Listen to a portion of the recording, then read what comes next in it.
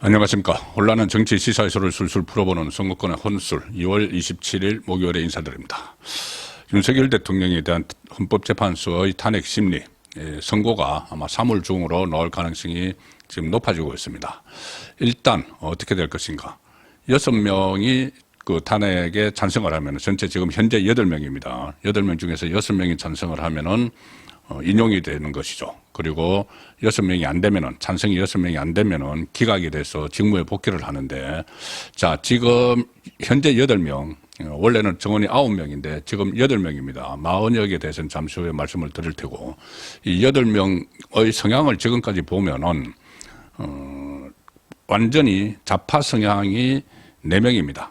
4명이고, 지금 우파의 가치를 지키는 이 판결 같은 것을 내리는 재판관이 3명입니다. 4대 3이고 중간에 좀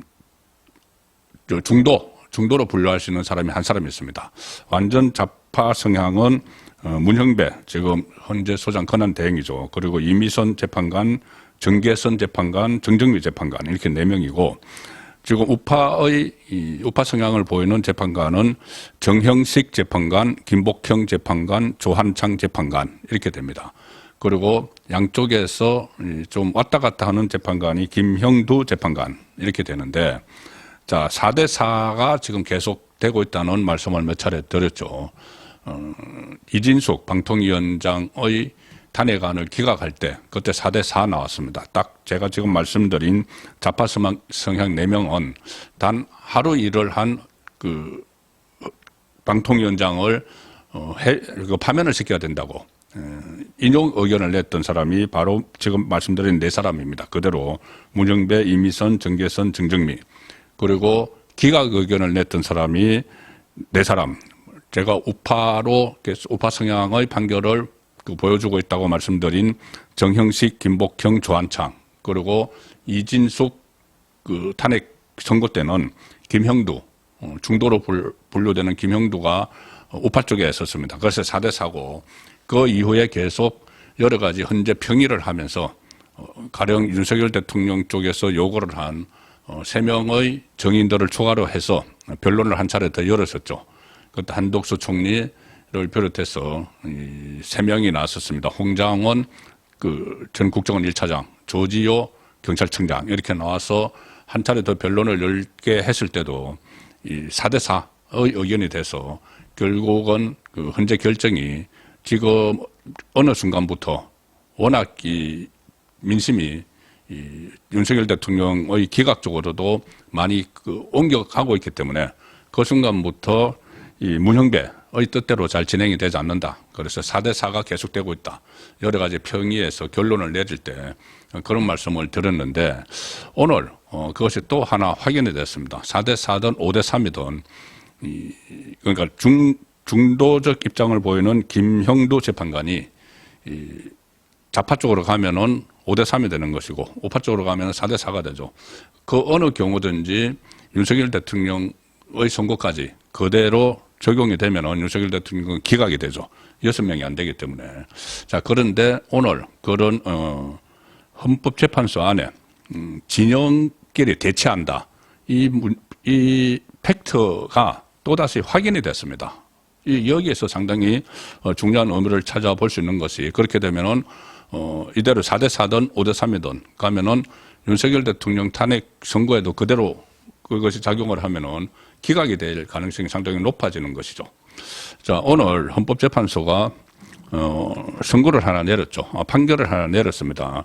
최상목 대통령 권한대행이 마은혁 헌재 후보자 임명을 보류를 한 것을 두고 우원식이 권한쟁의 심판을 청구를 했죠. 거기에 대해서 일단 그것을 받아들였습니다. 헌법재판소가. 헌법재판소 구성권을 침해한다. 이렇게 판단을 했습니다.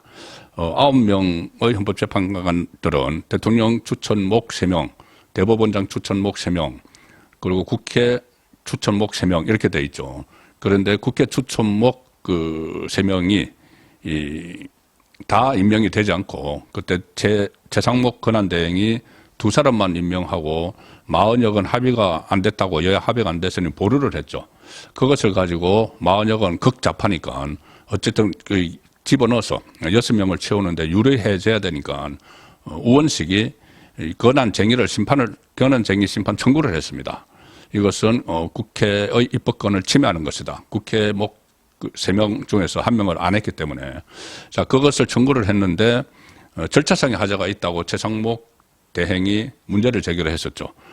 국회의 권한을 침해를 했다고 하면은 국회의 의결을 거쳐서, 국회의원들의 의결을 거쳐서 청구를 해야 되는데 그 절차를 하지 않고 우원식이 국회의장이라고 혼자서 그냥 국회를 대표해서 해버렸기 때문에 하자가 있다. 이렇게 해서 그 권한쟁의 심판 결과가 주목이 됐는데, 일단은 어떻게 보면은 헌재가 어정쩡한 결정을 내렸습니다. 이 어정쩡한 결정을 내린 자체도 지금 헌재에서 양쪽이 대치를 하고 있다는 것을 보여주는 것이죠. 어떻게 내렸냐 하면은, 일단 임명보류한 자체는 헌법재판소의 구성권을 침해하는 것이다. 국회 목소리 1명을 안 집어넣기 때문에. 그래서 사실상 최상목 권한대행이 40억을 임명해야 한다는 쪽으로 결론을 냈는데, 다만 내부적으로 우원식 국회의장이 의결을 거치지 않고 권한쟁의 청구를 한 것은 잘못됐다는 의견이 3명이 그대로 나왔습니다. 3명. 말씀드린 지금 우파 쪽의 가치를 지키는 정형식, 김복형, 주한창, 이 3명이 그것은 우원식이 잘못된 것이다는 의견을 냈습니다. 그래서 법조계에서는 절차적 흠결, 졸속재판 같은 논란이 이어진 이번 사건을 40억을 둘러싸고 여러 가지 논란이 있었죠. 이 마무리 짓는 게 아니라 논란을 더 키우는 판결을 내렸다는 비판도 나옵니다. 3명이나 이 문제가 있다고 했는데 어쨌든 이 결론은 이 만장일치로 내기는 냈습니다. 그런데 그 3명의 의견이 있었다는 것이죠.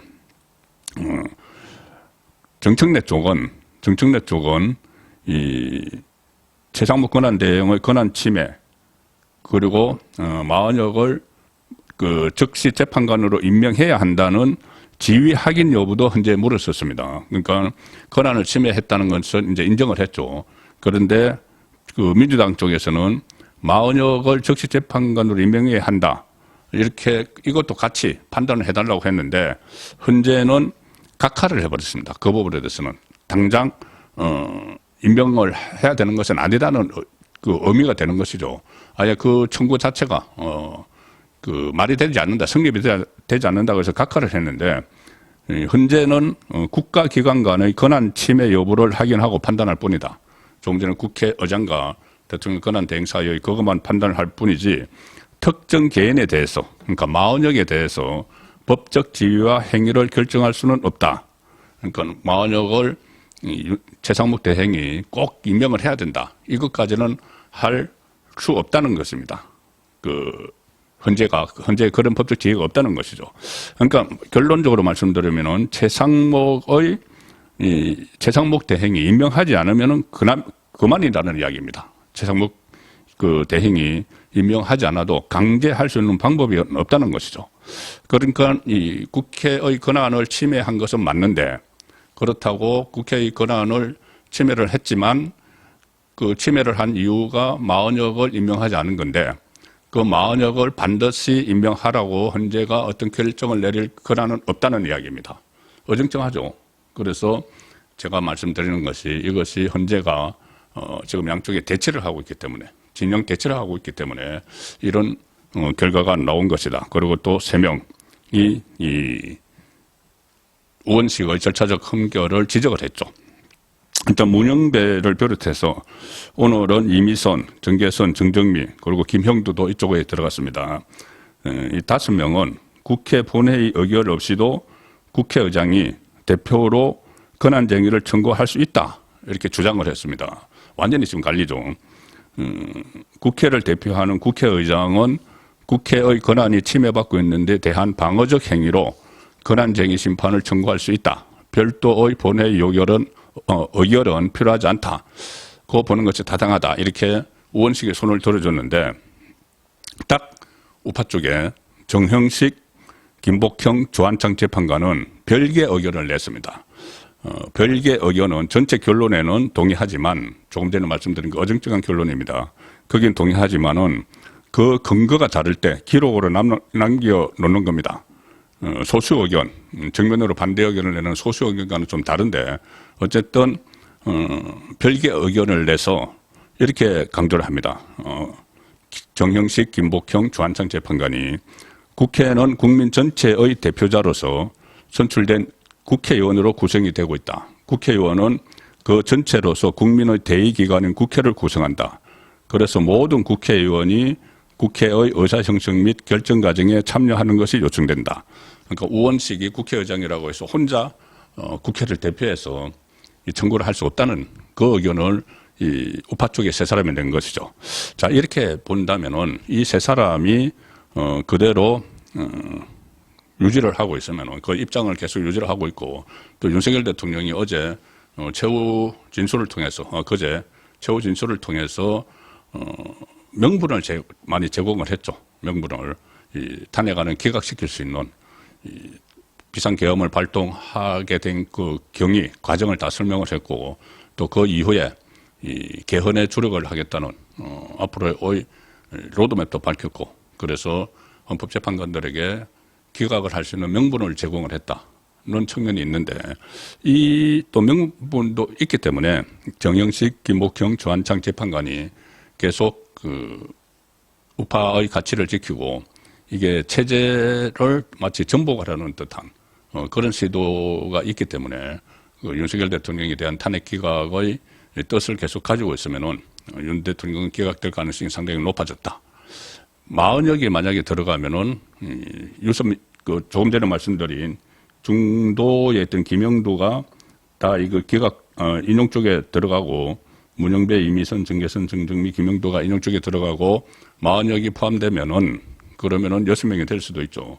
그런데 두 가지 변수가 있습니다. 하나는 김형두가 이진숙 방통위원장에 대한 기각 결정을 내릴 때처럼 윤석열 대통령에 대한 기각 결정을 내리게 되면은 마흔역이 들어가도 5명밖에 안 되죠.